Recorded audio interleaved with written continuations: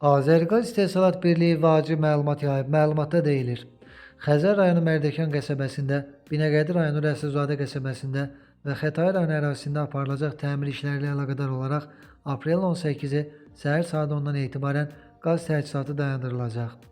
Bildirilib ki, təmir işləri aparılan müddətdə Xəzər rayonu üzrə Mərdəkan bağlarının, Stansiya Qala və Mərdəkan yaşayış massivlərinin, Binəqədi rayonu üzrə Rəsulzadə qəsəbəsinin Rüstəmov, Koroğlu, Hacıbəyov, Mehdiyev, Qayıbov, Cabbarlı küçələrinin, Xətai rayonu üzrə isə Zığ kəndi və Gəncə prospektinin qaz təchizatında müvəqqəti fasilə yaranacaq.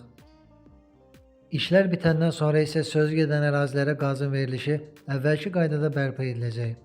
Yaranacaq müvəqqəti fasiləyə görə Azərqaz İstehsalat Birliyinin rəhbərliyi həmin ərazilərin abonentlərindən üzr istəyir.